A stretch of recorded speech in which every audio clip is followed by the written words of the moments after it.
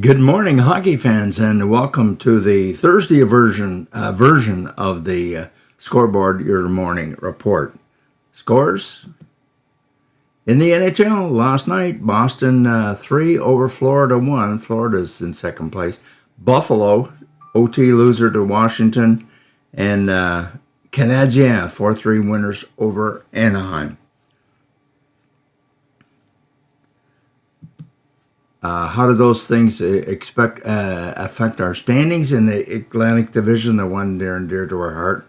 Boston on top, 31 points. Florida remains at 25. Montreal puts 2 more points and gets them tied with Buffalo and ahead of Ottawa. But look at that, Ottawa, 4 games in hand. NHL schedule coming up. No games today. This is American Thanksgiving, but the Thanksgiving weekend continues tomorrow. And I'll look at these daytime games on Black Friday. Detroit at Boston, 1 o'clock. Toronto's at Chicago at 2. Montreal at San Jose at 3. And back at our time zone, Islanders at Ottawa at 7:30. NHL leading scorers: Quentin Hughes, 1 point bulge over Miller, both from Vancouver, by the way. Then David Pastrnak from Boston, and slipping into the second half of the top 10. William Nylander, off to a great start, 17 games, 12 goals, 15 assists, 27 points. Now, a lot of people like to point out that this is his contract year, but we don't do that anyways. A little closer to home, CCHL, there's the Braves score from Tuesday night. They dropped that one to Hawkesbury 4-1. Last night in the CCHL, Rockland over Kempville 3-1, and in overtime, the league leading Cornwall Colts 2-1 winners over Nepean. Thursday action in the CCHL tonight, regular night at the Ed Lumley in Cornwall, not the Cy Miller, not the Harry Lumley. Pembroke Lumber Kings are in Cornwall. Let's hope the Colts wear the Lumber Kings down a little bit, because they are in Brockville in Friday night action.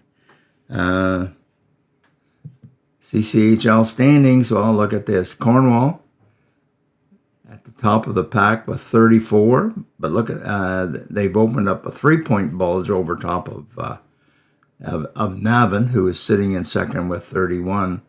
And then look at this: Rockland at 29, Hawkesbury at 28, Ottawa and Nepean at the bottom of that Iserman division at 23. But guess what? Last place in the Iserman would put you in second place in the Robinson division. So Carleton Place, Kempville at 22, Pembroke at 21. It's going to be a battle for those 7th and 8th playoff spots when that time rolls around. That's a long way away. I know. No Bogart Cups won in October or November. It's what happens from now on. It's going to shape the rest of the season. But the Bears, 30 points. Look at that. Their last 10, 3-5-2, but they're rebounding. As opposed to, look at Cornwall, 8-2 in their last 10 games. I guess we didn't look at the scores last night. That Cornwall victory allowed Etienne Lassard from Cornwall to regain top spot in the CCHL scoring, but he's doing it on his assists. 19 games played, 6 goals, 28 assists. You know, if you remember back the very first game of the season, Cornwall won that game scored with 15 seconds left to go to beat the Braves, and Lassard ended up with 4 assists on the 4 goals that the Colts had that night. Well, that's it for this morning, folks. Glad you were able to watch. We'll be back tomorrow with the Colts results. No action in the NHL. Lots of football for you to watch today, though, so